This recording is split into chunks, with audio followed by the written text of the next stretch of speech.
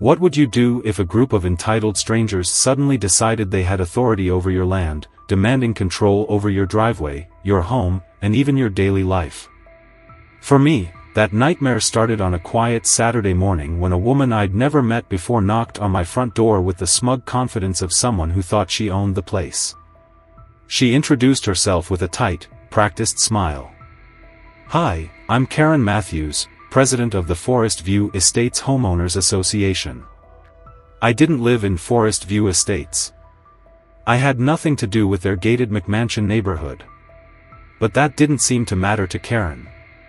"We noticed your property borders our development," she continued, as if she were explaining something to a particularly slow child. "And we have some security concerns." I crossed my arms. What does that have to do with me? Karen sighed like she was already exhausted dealing with me.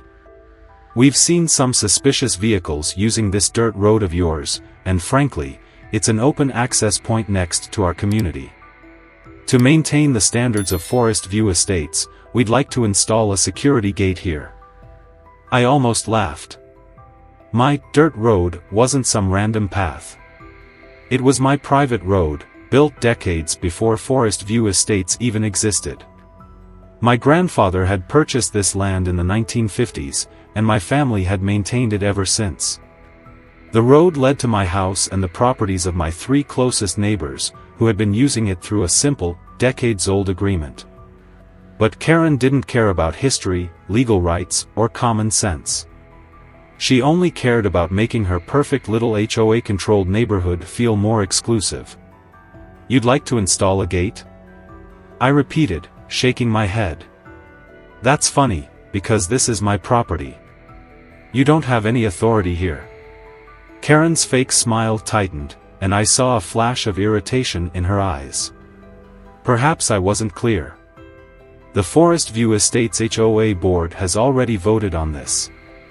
We're willing to cover the cost of the gate and security patrols. You just need to comply. She actually thought a vote from her little neighborhood could override my property rights. I smiled back, just as tightly. And perhaps I wasn't clear. You and your HOA have no power here. None. Zero. This is my road. My land. Your development doesn't even connect to it. You have no say in what happens here. Karen's face turned an ugly shade of red, and I could see the rage bubbling beneath her carefully crafted exterior. She wasn't used to being told no. Her lips pressed into a thin line. "We'll see about that," she muttered before stomping back to her white Range Rover and peeling out of my driveway. I didn't know it yet, but that was only the beginning. Karen wasn't going to take no for an answer. And soon, she'd make it her personal mission to try and ruin my life. I thought that was the end of it. I thought Karen would stomp back to her HOA kingdom, realize she had no legal ground to stand on, and find some other pet project to control. I was wrong. The first sign that she wasn't done came about a week later when I found a certified letter in my mailbox. It was from some fancy law firm representing the Forest View Estates HOA, demanding that I cease and desist allowing unauthorized access to my private road and threatening legal action if I refused their reasonable security measures. I read the letter twice just to make sure I wasn't hallucinating. The absolute audacity of it. I took the letter straight to my friend Steve, a real estate attorney who had been practicing law for over 20 years. He barely made it past the second paragraph before bursting into laughter. "This is complete nonsense," he said, shaking his head. "They have no legal standing here. Your road predates their development by decades. They have no easement, no jurisdiction, nothing."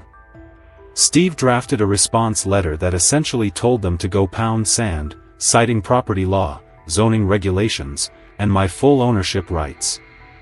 I signed it, sent it off, and figured that would be enough to make them back off. It wasn't.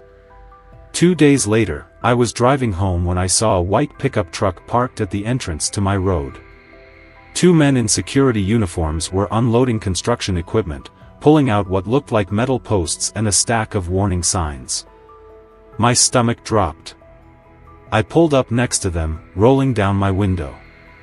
"What exactly do you think you're doing?" One of the men barely glanced at me before responding, "Installing a security gate. HOA hired us. Got a work order right here." I laughed, but it wasn't a happy laugh. "Yeah? Well, this is my private property. That means you're trespassing. Pack up your stuff and leave. Now." The men hesitated, exchanged looks, and made a call. I didn't need to ask who they were calling. 5 minutes later, Karen's white Range Rover came speeding down the road. She stepped out, arms crossed, looking at me like I was an unruly child. "What's the problem here?" I gestured at the security guards. "The problem is you're trying to illegally construct something on my land." Karen rolled her eyes. "This is for the safety of our residents. We're just being proactive. This is private property. Your HOA has no control here. I'm giving you one final warning. Pack up and leave, or I call the sheriff." Karen's mouth twitched. For a moment, I thought she'd fight back, but she must have realized she was cornered. She turned to the security guards and told them to leave, but not before giving me one last look of pure hatred. As she climbed back into her SUV, she spat out, "This isn't over." She was right. It wasn't. Over the next few weeks, I noticed strange cars parked near the entrance to my road. HOA hired security guards were monitoring who came and went, jotting down license plate numbers, and even following my neighbors when they used the road.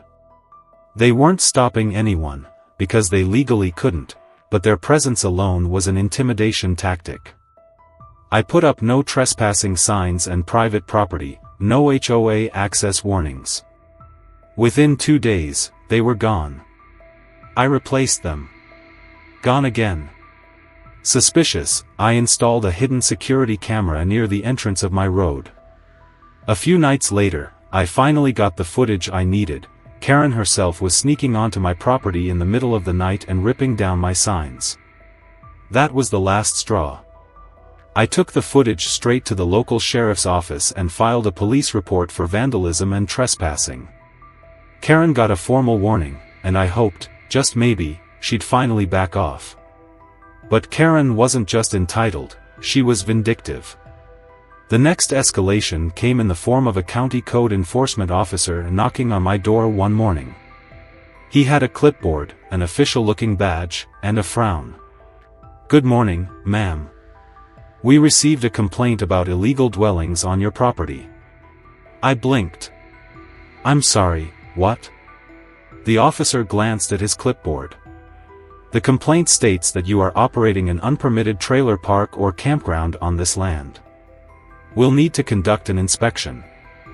I laughed, though there was no humor in it. "You've got to be kidding me." "No, ma'am." He flipped the clipboard around to show me pictures, badly photoshopped images of my property with trailers and tents edited into them. That was when I knew. Karen had officially lost her mind. I stared at the fake photos, my blood boiling. "You don't actually believe this, do you?" I asked the officer, barely restraining the frustration in my voice. He sighed, rubbing his temple. "Honestly, ma'am, we get these kinds of complaints all the time, especially in areas with homeowners associations. It's usually just a neighbor dispute." He lowered his voice. "Between you and me, I've already had 3 different calls from the HOA in your area in the past 2 weeks. Seems like they really have it out for you." I clenched my jaw. Of course they did. Of course Karen did. The officer glanced at my property, then back at his clipboard. "Look, I'll do a quick walkthrough, but unless I actually find an illegal trailer park here, I'll close the case. Just a formality." I let him do his inspection, knowing he wouldn't find anything. As expected, he jotted down a few notes, muttered an apology for wasting my time, and promised to file a report stating the complaint was completely unfounded. But I wasn't done. Not even close. I pulled up my security camera footage from the past few days and scoured every frame. If Karen had pulled something like this, I wanted proof. And sure enough, I found it, Karen, standing at the edge of my property, taking pictures with her phone. No doubt she had used those images to doctor the photos she sent to the county. That was it. She wanted to play dirty? Fine. I could play dirtier. The next morning, I went straight to the county zoning office and filed a formal complaint against Karen and the HOA. I had video proof that she was knowingly filing false reports. The clerk at the office assured me they would investigate, but I wasn't holding my breath. I knew Karen would just keep pushing. And push she did. 3 days later, I was woken up by the sound of chanting. I stumbled out of bed, groggy and confused, only to find a mob of HOA members standing at the entrance to my road, holding picket signs. Signs that read things like, "Keep our neighborhood safe. No unregulated properties. End the backroad crime." And right in the center, leading the charge like some deranged cult leader, was Karen. I grabbed my phone and hit record as I approached. "What the hell is this?" Karen turned, beaming like she was on a campaign rally. "Good morning, Brooke. We're simply raising awareness about the dangers of unmonitored properties near Forest View Estates. Several of our residents have expressed concern over the increased activity happening on this road." I almost laughed. "You mean my road? The private road that you have no legal right to? The road you and your cronies are currently trespassing on?" Karen's fake smile didn't waver. "It's about community, Brooke. We're just trying to protect our investments." I stared at her, incredulous. "By staging a protest outside my house?" She actually had the nerve to shrug. "We invited the local news. We thought it would be good to bring some attention to the issue." And sure enough, when I looked down the road, I saw a news van parked near the main highway, a cameraman setting up a tripod. My hands curled into fists. She wasn't just harassing me anymore, she was trying to destroy my reputation. I took a deep breath, then pulled out my phone and made a call. "Sheriff's office? I need to report a group of trespassers on my private property." Karen's face twitched ever so slightly. I saw the moment she realized that this little PR stunt had just backfired. 15 minutes later, 2 sheriff's deputies arrived. One of them, a guy I'd known for years, stepped out of his cruiser, taking in the scene with mild amusement. "What's going on here?" Karen, ever the entitled lunatic, stepped forward as if she was the one calling the shots. "Officer, we are simply concerned citizens exercising our right to peaceful protest. This property is an unsecured access point next to our community, and we're demanding better oversight." The deputy held up a hand. "Ma'am, this is private property. You and your group are trespassing." Karen's face turned red. But we have every right to be here. This road is a danger." "No, ma'am, it's not." The deputy turned to me. "Do you want to press charges for trespassing?" I looked at the dozen or so HOA members shifting uncomfortably behind Karen. Most of them had probably been manipulated into this stunt. I could see the regret on their faces. "No," I said, loud enough for everyone to hear. "But I do want them gone. Now." The deputy turned back to Karen. "You heard her. You and your group need to leave immediately." Karen glared at me with pure hatred but had no choice. She stormed back to her Range Rover, slamming the door so hard I thought the window might shatter. One by one, the HOA members sheepishly followed. But Karen wasn't done yet. Later that night, someone vandalized my workshop. I found it the next morning, spray-painted slurs covering my garage door. Words like "white trash" and "HOA reject" in bright red paint.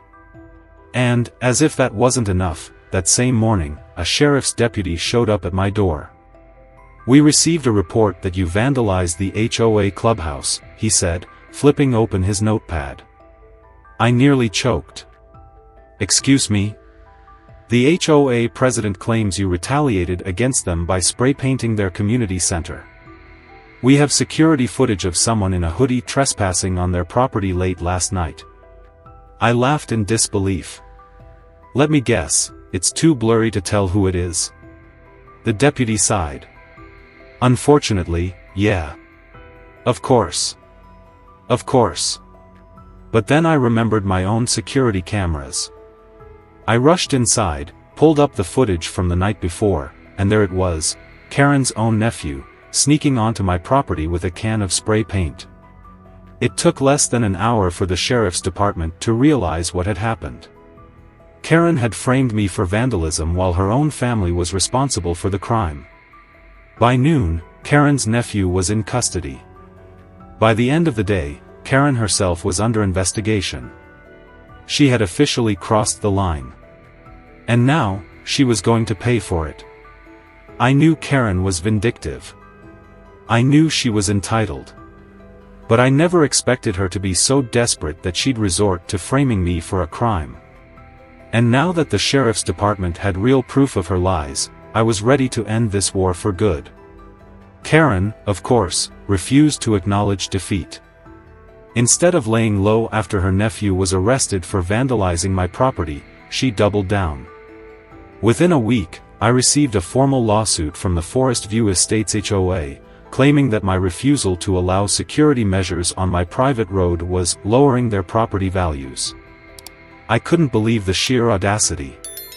The lawsuit alleged that my unmonitored backroad was attracting crime, damaging the neighborhood's reputation, and posing a direct threat to their investments.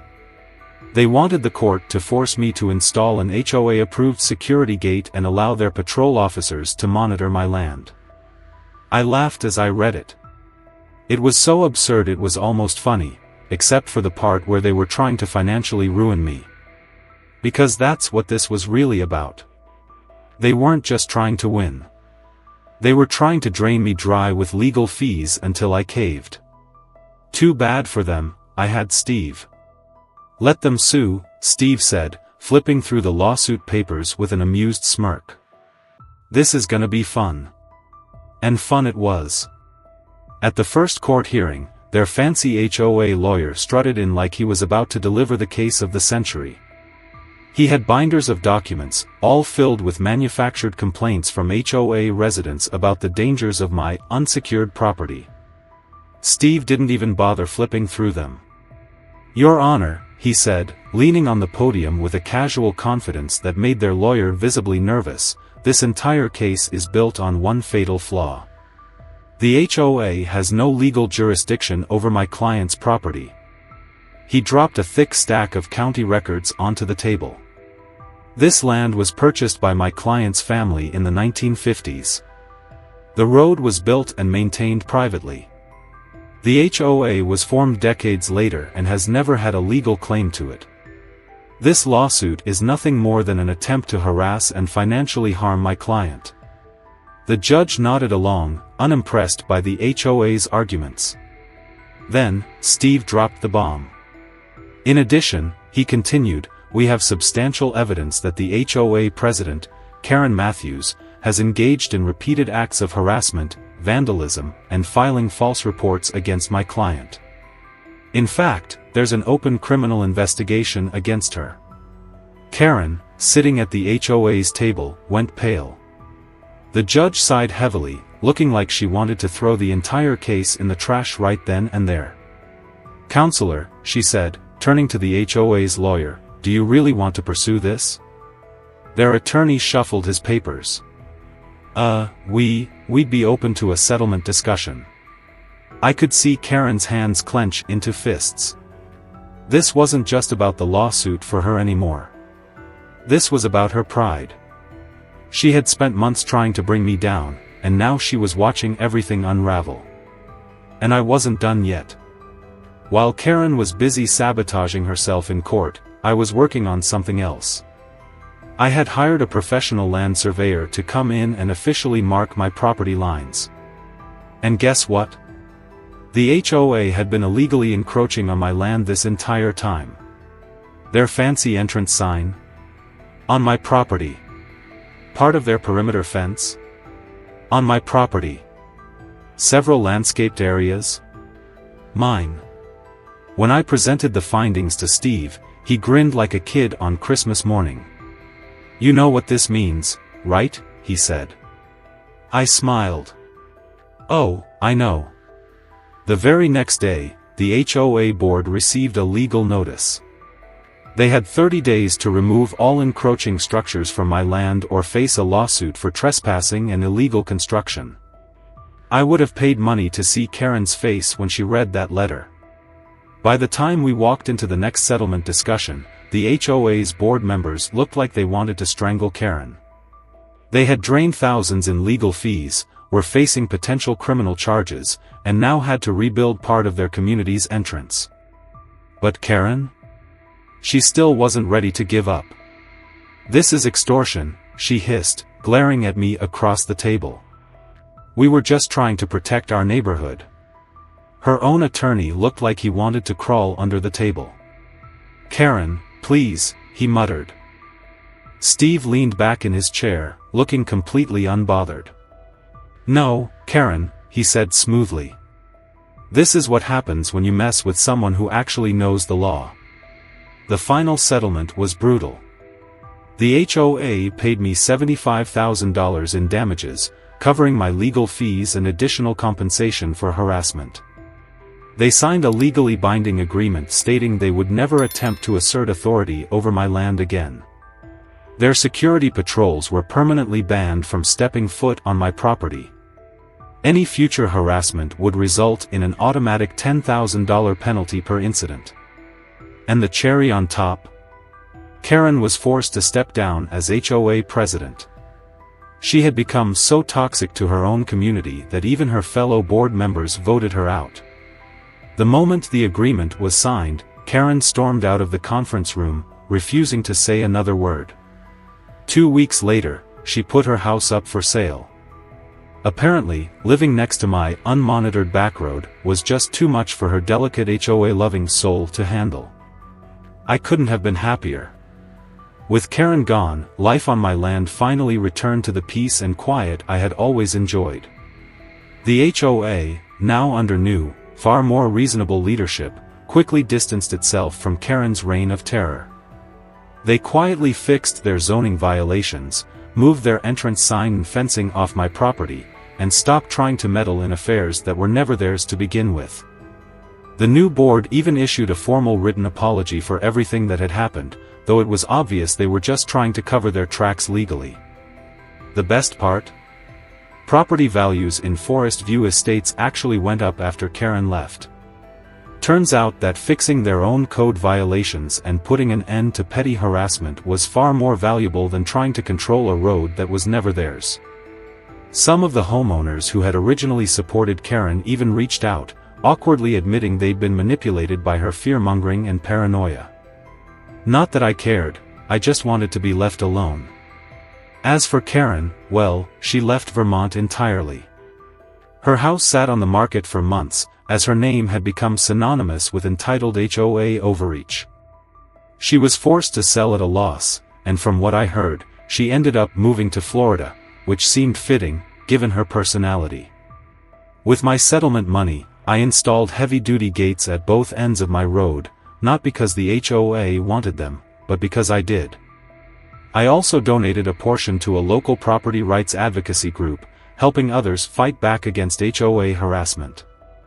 My neighbors and I formed a voluntary maintenance fund for the road, completely independent of any outside interference. No contracts, no bureaucracy, just people working together, the way it should be. And me? I continued to live exactly how I wanted. I parked my project cars wherever I pleased, kept my chickens, and even painted one of my gates bright purple, just because I could. Looking back, I couldn't believe how far Karen had gone just to try and control something that was never hers. Her downfall was entirely her own doing, her arrogance, her greed, and her inability to accept that she couldn't always get her way. So what about you? Have you ever dealt with an HOA nightmare or an entitled Karen trying to control what isn't theirs? Share your stories below. I'd love to see if anyone had it worse.